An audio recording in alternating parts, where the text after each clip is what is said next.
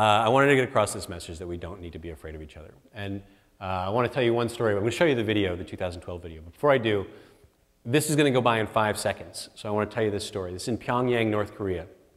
A lot of people watch the video and they go, holy crap, how'd you get into North Korea? It's actually really easy. I Googled North Korea tourism. And the first thing that came up was Koryo Tours, booked my tour. It's easy. All of you can go to North Korea. They're happy to have you. It's actually harder to get into Brazil than it is to get into North Korea. But it is very controlled. You can't just wander around North Korea. There is a hotel that you can stay in. It's on an island. You're not allowed to leave it. And when you do go around touring the country, you have North Korean guides with you who tell you when you can and can't take pictures. You also have very limited interaction with just general North Korean people. Even if they spoke English, even if I spoke Korean, which I don't, you're very controlled in how you can't just go up to people and start a conversation. Which was a challenge because I really wanted to dance with people in North Korea. That was maybe the most important thing in the whole video for me, was getting a clip from North Korea. So I decided to go on February 16th or February 11th, 2011, which was Kim Jong-il, dear leader's birthday. It actually turned out to be his last birthday because he died later that year.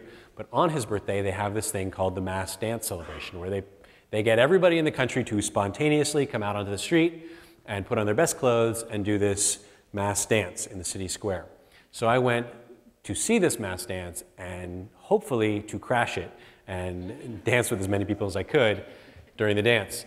So I explained this to my tour guides, and I explained it before I went into the country. I'm here to make a YouTube video where I'm going to dance with North Koreans.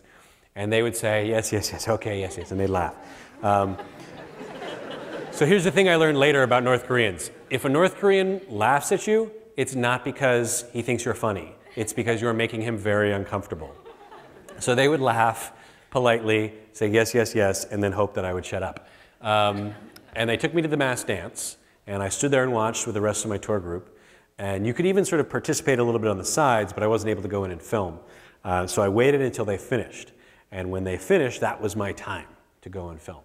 So the dance ended, all the dancers started going off to the side, and then the tour guides started shuffling us back onto the bus. And I said, wait, wait, wait, wait, wait. I'm here to dance, right? I'm going to shoot this video. And the tour guide kind of laughed, smiled politely, and said, yes, yes, yes, shut up, please get on the bus. And I panicked, because this was the moment. This was what I'd come out here to do. This was what the whole video was about. And it was slipping away right in front of me.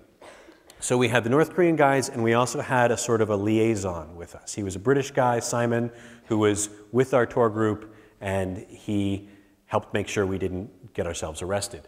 And he knew what I was there to do. He'd seen the video, and he knew what was happening. So I looked over at him with these desperate, panicked eyes, and he looked back at me, and he mouthed a word. He said, go. So I went, oh my God. Grabbed the tripod, grabbed the camera, ran off across the city square, ran away from my tour group. So you got all these North Korean dancers over here, you got me and the tour group and the bus right here. I'm running across this big empty square with a tripod in my hand. Now you can see the security guards. They were all over. They're up there and back. They're behind where the camera is too. They saw me running. Nobody knew what to do. I didn't know what to do. I got over to them, I put the camera down, I hit record, I started dancing. And I was doing their dance. I'd been watching this mass dance celebration, and I'd memorized their dance so I could do it with them. I wasn't going to go and make them do this. I was going to do their dance. And as soon as I started doing that dance, all these folks that you see in the background were in stitches. They were howling.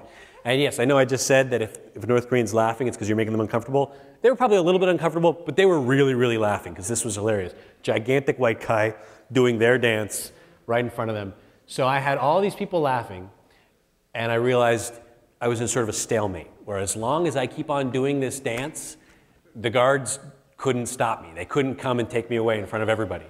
So I just kept on doing the dance for a really long time. But like I said, it was a stalemate because it's just me alone with 400 people laughing at me.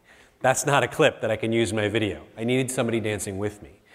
So between each cycle of this dance routine, I would look over and I was begging them. I said, come on, please, please come out and dance with me, dance with me. And they just give me a look like, there's no way we're going to come out and dance with you. You're hilarious, but we're not dancing with you. Finally, This one woman who you see here, she came out of the crowd.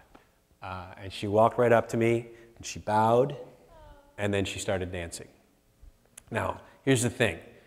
North Koreans have been told their entire lives that Americans specifically, want to destroy them. That we are surrounding their borders at all times, waiting to invade and wipe them off the map. And it's not entirely untrue.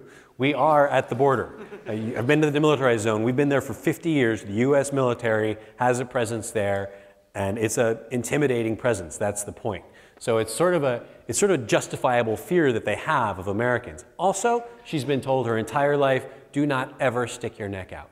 Do not ever do anything to get you noticed as an individual. And here she was in this moment with courage that I cannot even imagine, to step out in front of all of her friends and dance with me for those 10 seconds. And that's it. It lasted about 10 seconds, and then they did shut us down.